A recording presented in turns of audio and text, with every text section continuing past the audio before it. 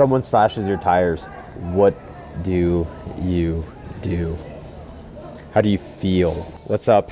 It's Dean Soto, and I recently had an incident where I don't know if someone actually slashed my tires or if it's something that I did, but I had a huge slice in one of my tires while I was out here vacationing with some of my family.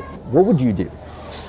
What would you do if you came out to the parking lot and you found that your tire was flat, and found out later on when you went to go and try and repair it that it was actually a slash in the tire? It wasn't just a normal have a nail in the tire and have a slow leak or anything like that, but actually some kind of slash. And when I say that in the beginning that this potentially was someone slashing your tire, and how would you feel? This plays into the idea that I have no clue if this was the case. So let me give you a little bit background of what happened. So the other night, actually last night, I went to go get some groceries, and where we're at in Manteca right now, there's not too many different things. And the closest decent place to get organic stuff, which is not even that great, is Sprouts, which was probably about 20 minutes away, right? 20 minutes away. And I feel like I'm messing this up right now, but who cares? I'm gonna keep on going. All right. I keep on darting my eyes, and I hate it. And I'm gonna keep this as as like totally raw as possible. But my eyes keep darting like crazy because there's so many people here, and being an introvert makes this really hard. So just know that as you're watching this. But back to the story. All right, so I'm traveling to this Sprouts, which is about 20 minutes away. And as I'm going down these freeways that I've never been before, I get to the Sprouts, I get my stuff, and I drive back on the freeway. And as I'm driving, I hear this bam on the windshield. It was not it didn't have anything to do with the tire, but it was so loud. It was so loud. And I knew that there was going to be some kind of crack in the windshield because of it. So I don't think anything of it. I'm driving back. Mind you, this is probably around 9:30, 10 o'clock at night. So I'm driving back to the hotel. And I get to the parking lot, I park, and luckily I reversed into the parking spot.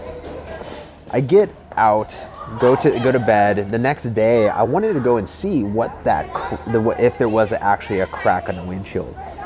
So I'm walking out, and lo and behold, right next to where the VIN number is on the Tesla Model S, there is a crack, the crack probably about this big on the windshield. And the thing is that I'm looking at that, I'm disappointed. It sucks. It is what it is, right? But the really cool but also very disappointing thing was, as I was looking at that crack, a family walks by, Asian family, and the guy says, "Oh, do you have a flat tire?" And I said, "No, actually, there's this crack right here, right on the windshield. I got it last night." And he looked at it, he's like, "Man, that sucks." And he said, "But did you know that you also have a flat tire?" And so I go and I look on the other side of the car, on the rear passenger side, and the flat is like flatter than flat. It's flat. It is totally flat. And I thought maybe I ran over something, whatever. I did not see that. Obviously, as I was driving, that was not the case. Otherwise, I wouldn't have been able to drive, right? But it was interesting because I checked the security cams, I checked the Sentry cams on my Tesla, and there was nothing there. I didn't see anybody who slashed the tire or whatever. So maybe it was something on the highway that actually caused that, or maybe it could have been the tire itself. I don't know. But either way, my tire was flat. We have to leave the next day. And my immediate reaction, had this been years ago, my immediate reaction would have been anger, would have been frustration, would have been hatred toward the person, or even if it wasn't the person, maybe it was the manufacturer of the tire. Whatever it was, I would have had such a deep anger toward. How would you react? You knowing that tomorrow you have to leave, you have to check out, and yet you have to deal with this.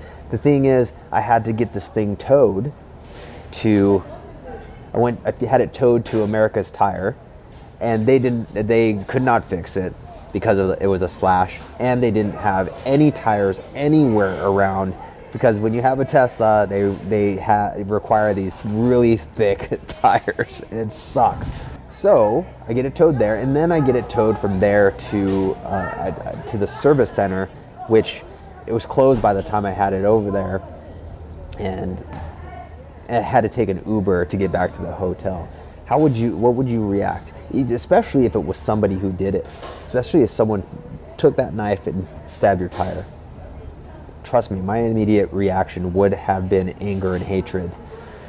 But I've learned over the last 2 years, that these things, there's a really good book out there called The Obstacle is the Way by Ryan Holiday. The obstacle is the way. All of these things are put into your life to teach you a lesson and to help you to grow and to expand into somebody greater than who you are right now. Everything that is uncomfortable is meant to help you to grow and to learn. And when you don't, you will be in the same, what my friend Garrett J. White says from Wake Up Warrior, you will be in the karmic cul-de-sac. You will just be in this karmic loop where the same types of things happen over and over and over again.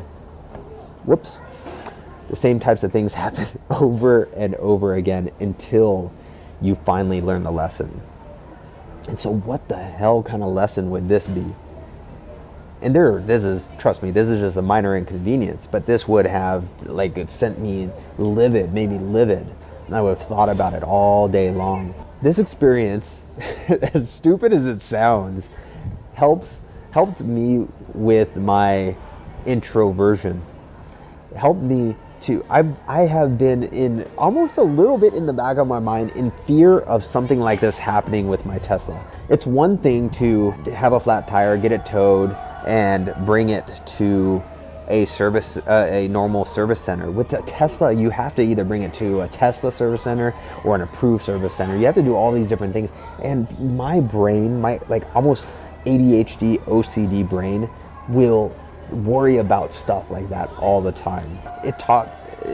That is something that affects me to no end.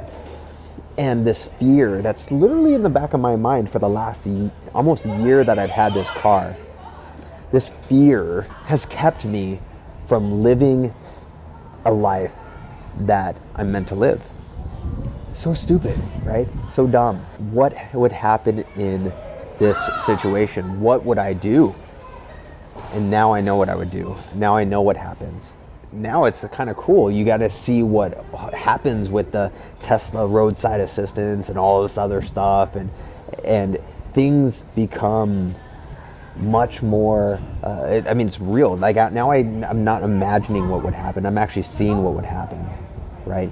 And so all my fears went away. And then having to communicate with my kids, having to communicate with my wife, having to communicate with all these different people about the situation, figuring out what to do next and how to plan. It actually made it to where we were communicating more, and made it to where I had to be the one that was courageous and make this not that big of a deal to where everybody's freaking out. It literally tested my resolve to be that rock for my family, right? To be that rock for my wife, the rock for my kids. To see that if I'm not worried, they have nothing to worry about. I ended up meeting a really cool tow truck driver named Grady.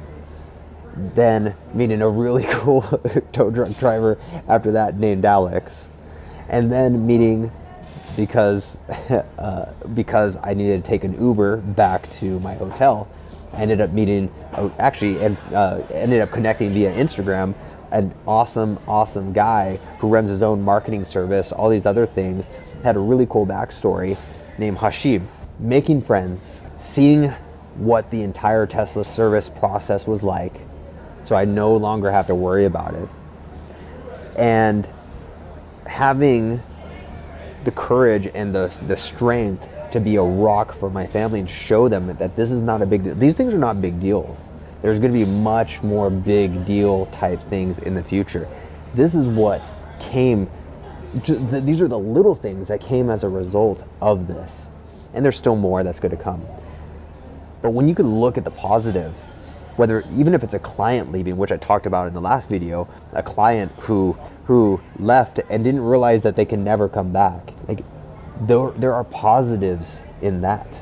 There are ramifications that ripple through time that you might not see, you might not expect. But the more that you're looking for those things, the more that you're not allowing these to be frustrating, to see that there is an obstacle, that this obstacle, there is something that you're meant to learn through this, will make you a better entrepreneur. It'll make you richer. I can't tell you how many times a bad thing has helped me to make way more money. In fact, all of the times I've been kicked in the teeth by my clients have made it to where I'm able to cancel clients and cut them out. And then when they're cut out, 2 more clients, 3 more clients, 4 more clients, 5 usually end up showing up. And so there's so much that you can learn from these situations. There's so much that you can do, that you can garner from this, that the sooner you start looking for the positives in this, the sooner that you start seeing that these obstacles, that there is a way, that there is something that you're meant to learn, the sooner you're going to benefit and literally put your life into a time warp of success, time warp of love, greater relationships, greater success, greater fulfillment. It's like being in the gym. You don't get mad that the weights are heavy. You just lift the weights that you can, you feel the pain, you get stronger the next time. Do it over and over again until you are lifting more than you could ever expect. But even when you're lifting more than what you can ever expect, it still hurts, and you could still do the same amount of reps as you could with the bar or whatever you were lifting that was super light before. Same amount of reps, but you're just lifting heavier things. The Obstacle is the Way. If you haven't read that book, it's a fantastic book. And just know that you're being taught by the greatest God he's the God of the universe is trying to teach you and show you everything every day through sometimes pain, sometimes pleasure, but a lot of times it is through the hard times that will teach you how to be better than you were yesterday.